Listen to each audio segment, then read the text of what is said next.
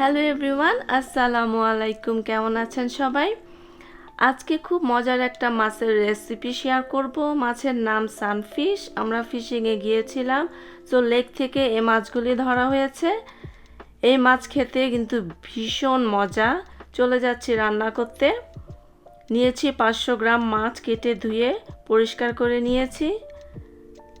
এখন মাছ ম্যারিনেট করার জন্য দিয়ে দিচ্ছি হাফ চা চামচ লবণ, 1/3 চা চামচ মরিচের গুঁড়া, 1/3 চা চামচ হলুদের গুঁড়া।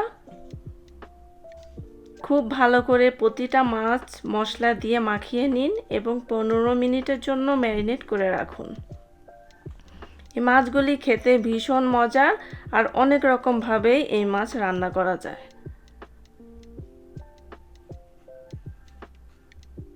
চুলায় একটা প্যান গরম করতে দিন। প্যান গরম হলে অ্যাড করুন 1/4 কাপ তেল। তেল ভালোভাবে গরম হলে দিয়ে দিন ম্যারিনেট করা মাছ। মাছের দুপাশ বাদামি করে ভেজে নিন।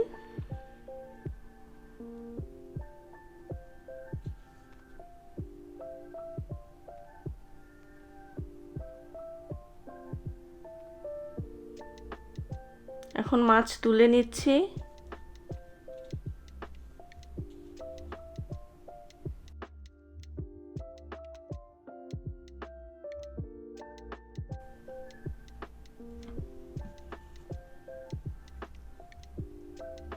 এখন সেম প্যানে আরও একটু তেল অ্যাড করছি। অ্যাড করুন 2 কাপ পরিমাণ পাতলা করে কাটা পেঁয়াজ। যেহেতু এই তরকারিটা পেঁয়াজ এবং টমেটো দিয়ে রান্না করব, এজন্য পেঁয়াজের পরিমাণটা একটু বেশি লাগবে। অ্যাড করুন 10-12টি রসুনের কোয়া। আমি একটা রসুনের কোয়াকে 4 ভাগে কেটে নিয়েছি। হালকা বাদামি করে ভাজুন। এখন অল্প পানি অ্যাড করব, কারণ কিছুক্ষণ পরে মশলা অ্যাড করব, তাহলে মশলা পুড়ে যাবে না।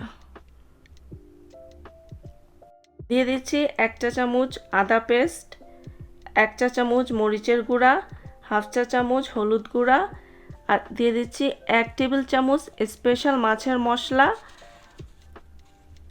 মাছের মশলা না থাকলে অ্যাড করুন হাফ চা চামচ ধনিয়া গুঁড়া এবং হাফ চা চামচ জিরার গুঁড়া।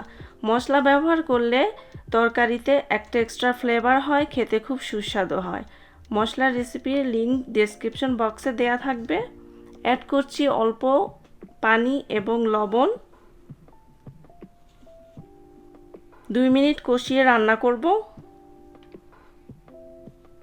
2 মিনিট পর দেখুন একটু পানি শুকিয়ে গিয়েছে। এখন আবারও একটু অল্প পানি অ্যাড করব এবং রান্না করব মশলা থেকে তেল আলাদা না হওয়া পর্যন্ত। মশলা থেকে তেল দেখুন আলাদা হয়ে গিয়েছে এবং মশলার কাঁচা গন্ধও চলে গিয়েছে। এখন অ্যাড করব টমেটো।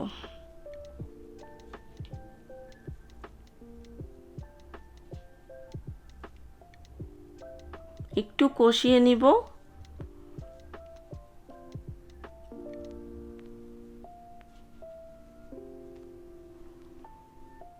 সামান্য একটু পানি অ্যাড করছি।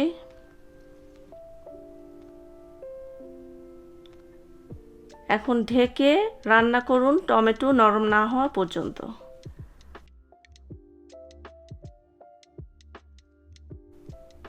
এখন ঝোলের জন্য দিয়ে দিব 2 কাপ পরিমাণ পানি। অপেক্ষা করুন বলক না আসা পর্যন্ত।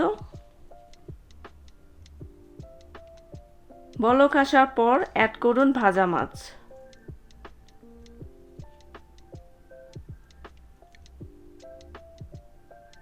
এখন চুলার জাল থাকবে মিডিয়াম হাই হিটে।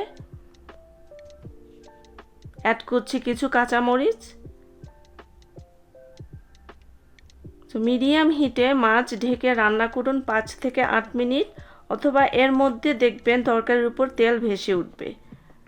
পারফেক্টভাবে রান্না হয়ে গিয়েছে। দিয়ে দিচ্ছি ধনিয়া পাতা। ধনিয়া পাতা দিয়ে চুলা বন্ধ করে দিবেন, তাহলে ধনিয়া পাতার ফ্লেভার ভালো থাকবে। ধনিয়া পাতা দিয়ে কখনোই তরকারি জাল দিবেন না, তাহলে ধনিয়া পাতার ফ্লেভার নষ্ট হয়ে যায়। আশা করি ভিডিওটি সবার ভালো লাগবে। সবাই ভালো থাকবেন। আল্লাহ হাফেজ।